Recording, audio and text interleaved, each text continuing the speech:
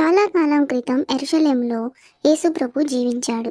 ఈయన ప్రేమ, దయ యొక్క బోధనలకు ప్రసిద్ధి చెందిన వ్యక్తి. మరియు యేసుక్రీస్తు వారు చేసిన అద్భుతాలను మాట్లాడడానికి, సాక్ష్యం ఇవ్వడానికి ప్రజలు సుదూర ప్రాంతాల నుండి వచ్చేవారు. ఆయన చేసే అద్భుతాలను, ఆయనను వెంబడిస్తున్న ప్రజలను చూచి ఈర్ష్య కలిగిన వారు కొందరు ప్రజలను బెదిరించాలని, అలాగే యేసుక్రీస్తును బెదిరించాలని అనుకునేవారు. వారు రోజుకు ప్రజలలో వస్తున్న మార్పును చూచి భయపడేవారు.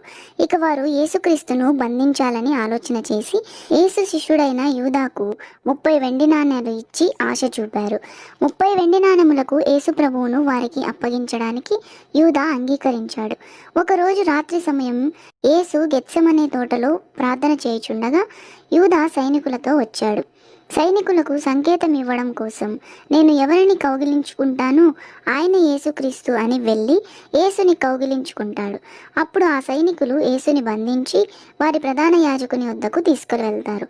అక్కడ వారు ప్రభువు మీద ఆరోపణలు, తప్పుడు సాక్ష్యాలు చెప్పారు. కానీ యేసు ప్రభువారు చాలా నెమ్మదితో, అమాయకత్వమైన మోముతో నిలబడి ఉన్నాడు. ఆయనను శిక్షించుటకు వారికి కారణం దొరకలేదు.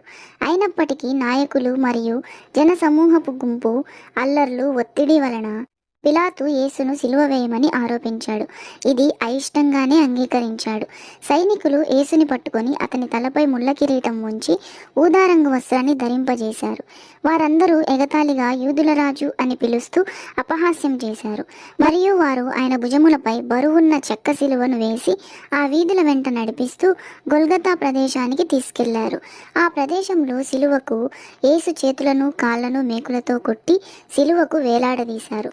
యేసుక్రీస్తుకు చాలా నొప్పిగా అనిపించింది.